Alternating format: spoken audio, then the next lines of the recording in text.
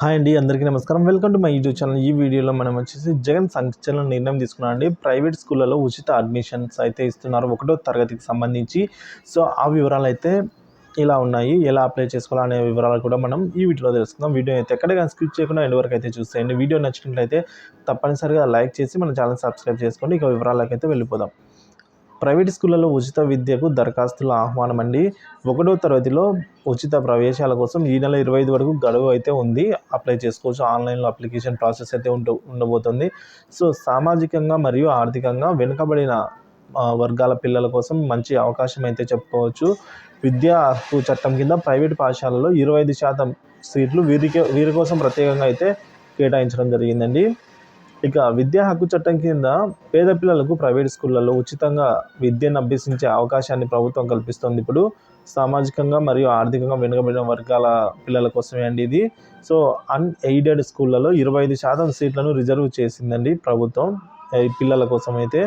ఇక 5 ఏళ్ల నుంచి 6 ఏళ్ల వయసు ఉన్న పిల్లలకు 1వ తరగతి నుంచి ఉచిత అడ్మిషన్స్ అయితే జరుగుతున్నాయండి. సో ఈ అడ్మిషన్స్ కోసం మీరైతే ఆన్లైన్లో వెబ్సైట్లో అయితే అప్లై చేయవలసి ఉంటుంది. ఆ వెబ్సైట్ వచ్చేసి cse.ap.gov.in cse.ap.gov.in అండి. సో ఇందులో అయితే మీరు 25వ తేదీ వరకు అయితే ఆన్లైన్ అప్లికేషన్ ఫామ్ అయితే సబ్మిట్ చేయవలసి అయితే ఉంటుంది.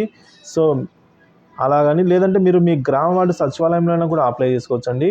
లేదా ఇంటర్నెట్ సెంటర్కి వెళ్ళి అయినా అప్లై చేసుకోవచ్చు. మీ సేవా కేంద్రాలు కూడా దరఖాస్తు అయితే చేసుకోవచ్చు. ఈ విధంగా మీరు అప్లై చేయడానికి మీ దగ్గర ఉండవలసిన డాక్యుమెంట్స్ వచ్చేసి అడ్రస్ ప్రూఫ్, అలాగే క్యాస్ట్, ఇన్కమ్ సర్టిఫికేట్లు ఇవి ఉంటే చాలండి. ఒకవేళ మీరు కనుక రీసెంట్గా ఇల్లు మారినట్లయితే కరెంటు బిల్ తీసుకెళ్లాల్సిన అవసరం అయితే ఉంటుంది. సో ఈ విధంగా మీరు అప్లై చేసుకున్న తర్వాత మీరైతే ప్రస్తుతం ఉంటున్న ఇంటి చిరునామా కోసం విద్యుత్ బిల్లును ఉపయోగించవచ్చండి. పిల్లల తల్లిదండ్రులు, సంరక్షకులు తమ నివాసానికి ట్యాగ్ చేసిన సంబంధిత సచివాలయానికి కిలోమీటర్ నుంచి 3 కిలోమీటర్ల లోపు ఉన్న పాఠశాలను ఎంపిక చేసుకోవచ్చు. సో మీకు దగ్గరలోనే 3 కిలోమీటర్ల లోపే పాఠశాల అయితే ఉండబోతుంది.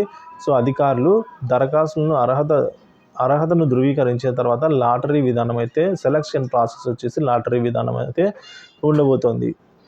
సో ఆ విధంగా సీట్లను అయితే కేటాయిస్తారండి. సంబంధిత సచివాలయాలకు కిలోమీటర్ దూరంలోని ప్రైవేట్ పాఠశాలలో అయితే సీట్ అయితే దక్కనుంది.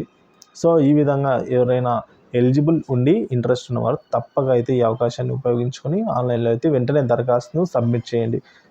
ఇలాంటి ఇన్ఫర్మేటివ్ వీడియోస్ కోసం మన ఛానల్ తప్పనిసరిగా సబ్స్క్రైబ్ చేసుకుని ఫాలో అవుతుంది. Thank you for watching this video.